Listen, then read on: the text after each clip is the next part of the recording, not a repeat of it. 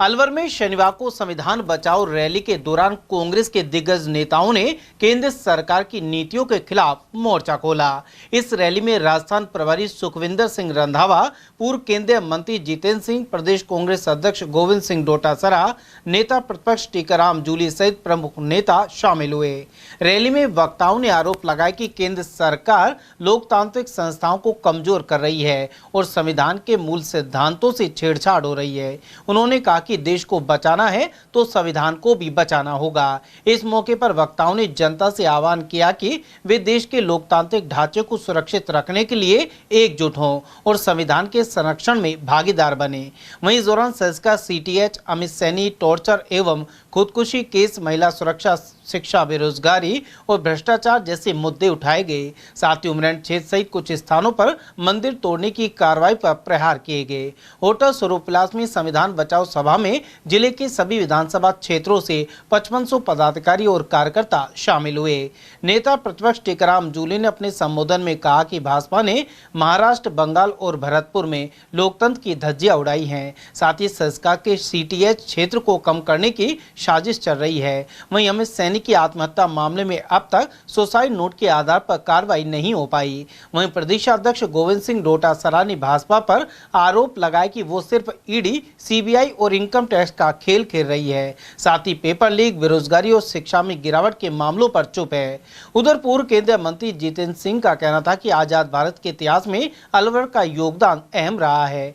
महाराजा जयसिंह ने महात्मा गांधी के साथ आजादी की लड़ाई लड़ी और जेल में उनकी हत्या हुई। उन्होंने आरोप लगाया कि भाजपा गरीबों को उनकी जमीन से बेदखल कर रही है और संविधान को कमजोर करने की कोशिश कर रही है। वहीं संस्कार में ग्रामीणों को हटाकर जमीन अडानी को दी जा रही है। उधर प्रदेश प्रभारी सुखजिंदर रंधावा ने कहा कि जूली और डोटासरा की जोड़ी भाजपा को खत्म करने में सक्षम है। वहीं राहुल गांधी देश को जोड़ने का काम कर रहे हैं, जबकि भाजपा नफरत फैला रही है। एनएसयूआई अध्यक्ष विनोद जाखड़ और महिला कांग्रेस अध्यक्ष सारिका सिंह ने भी विचार रखे। तो क्राइम में तो आपने हमारा 5 साल का रिकॉर्ड 1.5 साल के अंदर तोड़ दिया है। उस चीज का तो मैं आपको धन्यवाद देता हूं। लेकिन अगर काम की आप चर्चा करना चाहें तो किसी भी चौराहे पे मुख्यमंत्री जी आमंत्रित हैं।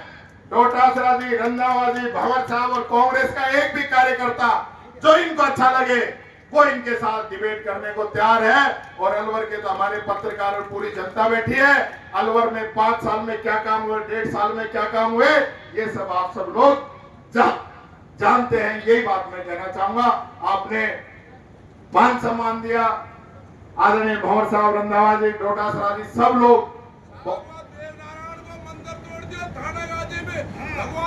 हाँ, या तो मैं भूल ही गए पटेल जी। पेंशन भी नहीं आ रही, दिव्यांग जनों की पेंशन, बुजुर्गों की पेंशन ये लोग नहीं दे पा रहे। तुम्हारी कोऑपरेटिव भी खत्म कर रहा है। ये हालत है। ये सरकार, मैं फिर कहना चाहूंगा, भगवान राम का नाम लेकर, मंदिर का नाम लेकर ये लोग सत्ता में भले ही बैठ गए हो, लेकिन अलवर में इन लोगों ने पहले बानसूर में मंदिर तोड़ने का काम किया और आज उमरेड में इन्होंने देव मंदिर को तोड़ने का काम किया है। मैं कहना चाहूंगा, देव महाराज इनको बख्शेंगे नहीं, काली माता इनको बख्शेगी नहीं। ये मंदिरों को तोड़कर माफियाओं से मिलकर शहर का एरिया बदलने की सोच रहे हैं। कभी इसमें कामयाब नहीं होंगे और मंदिर भी इनको वापस बनवाना पड़ेगा। यही बात कहते हुए अपनी वाणी को विराम देता हूं। ये लोग उस इनकम को खत्म करना चाहते हैं। मैं आप लोगों से अपील करना चाहूंगा साथियों कि आज ये तय करके जाएं, गांव-गांव, ढाणी-ढाणी अलग जगाएंगे और भ्रष्टाचारियों को उनके मंसूबे के अंदर कभी कामयाब नहीं होने देंगे। ये विश्वास मैं आपसे चाहता हूं। अगर आप मेरे पक्ष में हैं तो दोनों हाथ उठा के ताली बजा के मेरा समर्थन करो और इन भ्रष्टाचारियों को अलवर का सीटीएच नहीं बदलने देंगे। ये मैं अनुरोध आप सब लोगों से करना चाहूंगा। अंशुम फोटो नहीं आई तो दोबारा बिठा देंगे लोग, हाथ दोबारा उठा दो, एक बार खूब ले लो फोटो सारे लोग। इनका जो है, डोटासरा जी ने तो वहां मोरिये बुलाए थे और अलवर के अंदर हम इनके मोरिये बुला देंगे। बात में कहना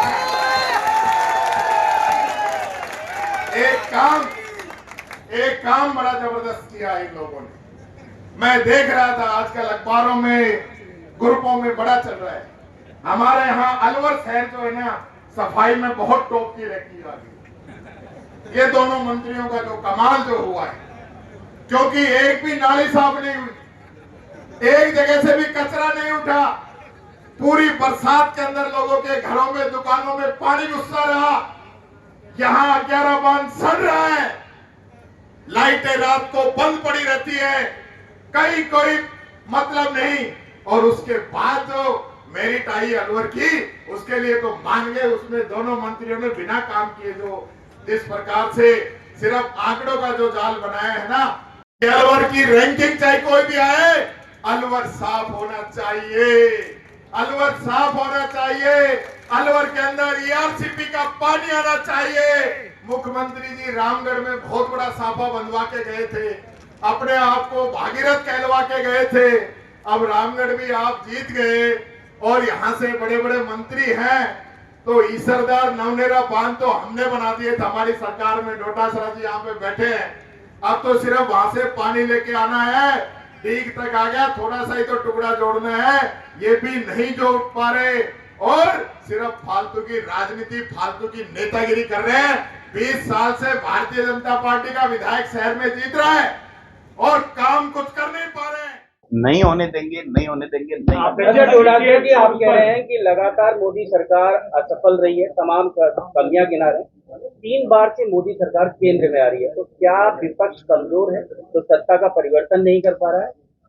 इनकी झूठ चल रही थी और चल गई, और हम अब ऐसा नहीं होने देंगे। पूरी ताकत के साथ राहुल गांधी जी ने जिस प्रकार से इस देश में यात्राएं करके देश के लोगों की आवाज बनकर के आए हैं, खड़े के साथ जिस निर्भीकता के साथ में बात करते हैं, हम सब लोग नेता जितने भी हैं वो सब कार्यकर्ताओं को साथ लेकर के कर रहे हैं। तो आप पूरी तरीके से, मैं ये आश्वस्त हूं कि आने वाले समय में न मोदी रहेगा, न इंडिया एनडीए गठबंधन रहेगा, बल्कि राहुल गांधी देश का प्रधानमंत्री बनेगा। 3 बार से क्या लग रहा है भारत की जनता समझदार नहीं है? साफ करने का मसौदा तैयार किया है। एक बार पहले क्या आपने झूठ को दूर करने का मसौदा को तैयार किया है? झूठ की काट सकते हैं और संघर्ष है, मेहनत है, जनता जनार्दन है, ये इस झूठ को हटा के रहेगी। इसलिए जनता के बीच में जाकर के जनता के साथ उनकी लड़ाई लड़ेंगे, उनकी आवाज को मुखर करेंगे। तो निश्चित चीफ मिनिस्टर ये कहे कि मैंने ऐसा सुना है, सरकार को स्पष्टीकरण देना चाहिए, तो खुद नहीं दे तो कोई पीए से ही दिलवा देते। लेकिन वो पीए भी तो सब नेताओं ने छोड़ रखे हैं ना। मुख्यमंत्री भजनलाल जी का खुद का एक पीए भी नहीं है वहां पर। हालात ये होगी, किसी ने ऊपर से दिल्ली से स्पीकर साहब ने भिजवा दिया, किसी ने और ने भिजवा दिया, किसी ने गजेंद्र सिंह जी ने भिजवा दिया होगा, किसी ने ये भूपेंद्र यादव जी के भी 1-2 मुखबिर वहां होंगे जो सूचनाएं देते होंगे कि साहब ये हो रहा है, ये हो रहा है। हालात बड़े विचित्र है इस प्रदेश के। आज न सफाई है, बरसात में सारी सड़कें टूटी पड़ी है। मुझे 7 घंटे लगे सीकर से आने में, जिसमें मैं 3.5 घंटे में जब प्रभारी था तब आता था। 3.5 घंटे लगते थे, आज 7 घंटे लगे।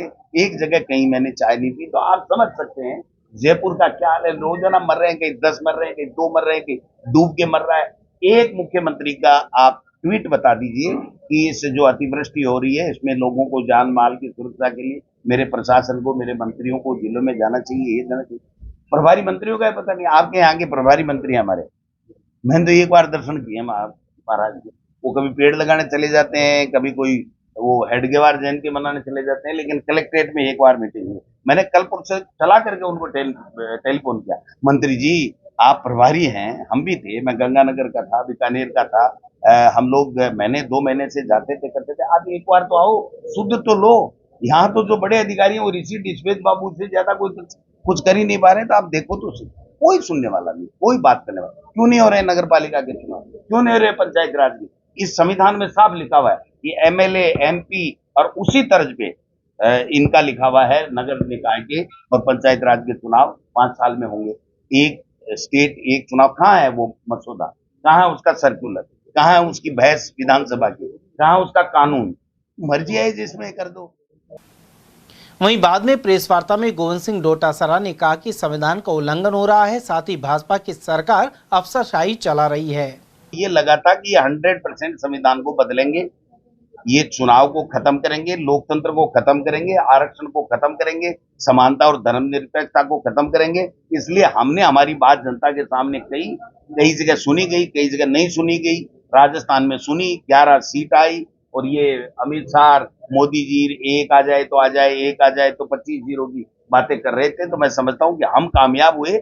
उसी तरीके से पूरे देश में अब कांग्रेस के नेता कार्यकर्ता लगे हुए हैं कि हम पूरे देश में इस बात को पहुंचाने में कामयाब रहे कि ये लोग बाग सत्ता के लालची हैं, झूठ बोल करके देश में नफरत फैला के राज करना चाहते हैं। इनका देश से, देश के लोगों से कोई प्यार नहीं। देश के मुद्दे पर पर्ची वाले मुख्यमंत्री को क्यों बदलना चाहते हैं? आपको तो विपक्ष के हम कब बदल रहे हैं? हम तो कह रहे हैं काम करो। वो बिना पर्ची काम नहीं करते, और पर्ची रोजाना देते नहीं, क्योंकि मोदी विदेश में रहते हैं, अमित शाह दूसरे काम धंधों में व्यस्त है, और इनकी आपके भूपेंद्र जी वगैरह की वो बाउंड्री किसानी तक की पर्ची चलती है, बाकी चलती नहीं है।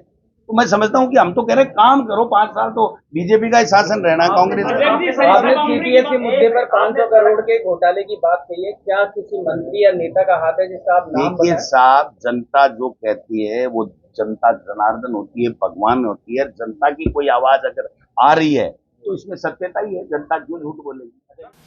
उधर इस दौरान सह प्रभारी चिरंजीव राव, पीसीसी उपाध्यक्ष रमेश खंडेलवाल, पूर्व कैबिनेट मंत्री शकुंतला रावत, पूर्व विधायक बलजीत यादव, छात्र नेता संदीप ओला समेत कई विधायक और वरिष्ठ कांग्रेस नेता उपस्थित रहे।